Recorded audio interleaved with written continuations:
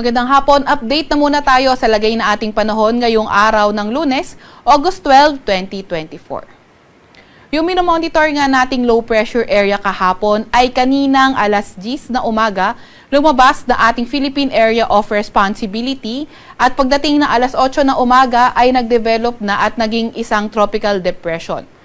Kaninang alas 3 ng hapon, yung kanyang lokasyon ay nasa may layong 1,520 kilometers east-northeast ng extreme northern Luzon. Etong tropical depression na ito ay wala namang direktang epekto sa kahit na anong bahagi ng ating bansa.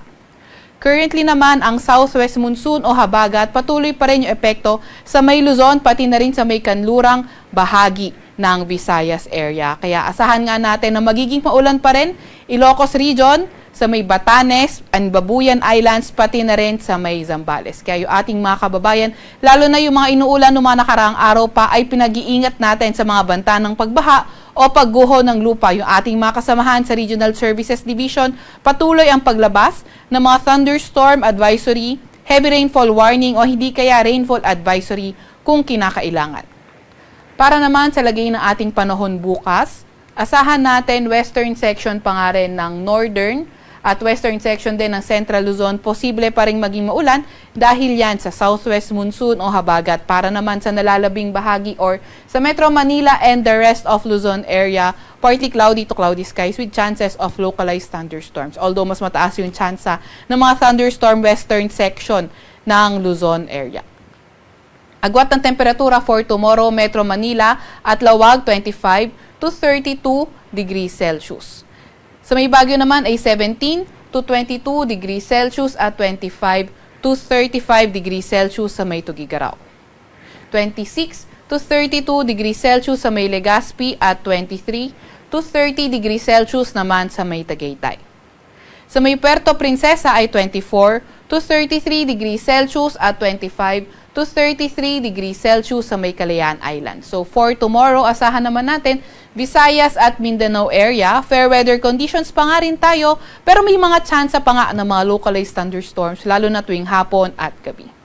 Agwat ng temperatura bukas sa Metro Cebu, 26 to 33 degrees Celsius, 25 to 32 degrees Celsius sa may Iloilo, 26 to 32 degrees Celsius sa may Tacloban, 25 to 33 degrees Celsius sa may Davao at Cagayan de Oro, at sa may Zamboanga naman ay 24 to 34 degrees Celsius.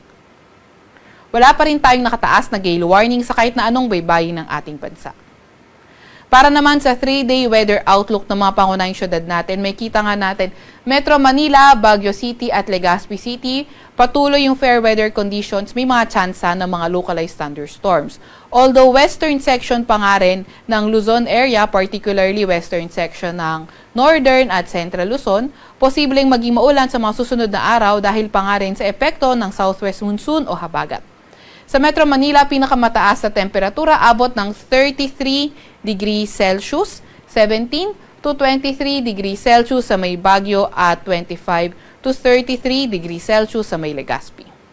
Visayas area, asahan nga natin Wednesday, Thursday, Friday, mga pangunahing syudad, Metro Cebu, dito sa may Iloilo City, Tacloban City, at malaking bahagi ng Visayas, patuloy pa nga rin fair weather conditions. Wala tayong nakikitang mga weather system na posible magdala ng magdamagan o mga pangmatagalang pag-ulan, kaya asahan na lang natin yung mga localized thunderstorms, lalo na tuwing hapon at gabi.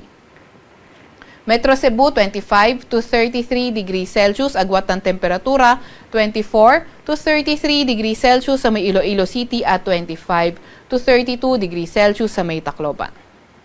Gayun din naman sa may Mindanao area, wala pa rin tayong nakikitang mga weather system na pwede magdala ng magdamagang mga pag-ulan or pangmatagalang mga pag-ulan, kaya asahan pa rin nga natin mga localized thunderstorms lang, lalo na tuwing hapon at gabi. Sa Metro Davao, posibleng umabot ng 33 degrees Celsius ang pinakamataas sa temperatura, 25 to 33 degrees Celsius sa may Cagayan de Oro City at 24 to 34 degrees Celsius sa may Zamboanga City. Sa Kalakhang, Maynila, ang araw ay lulubog ng 6:20 ng gabi at sisikat bukas ng 5:42 ng umaga. Huwag magpapahuli sa update ng Pag-asa. I-follow at i-like aming X at Facebook account, DOST_Pag-asa. Mag-subscribe din sa aming YouTube channel, DOST-Pag-asa Weather Report. At para sa mas detalyadong impormasyon, bisitahin ang aming website, pag-asa.dost.gov.ph. At yan naman po muna ang latest mula sa Weather Forecasting Center ng Pag-asa. Veronica C. Torres nagulat.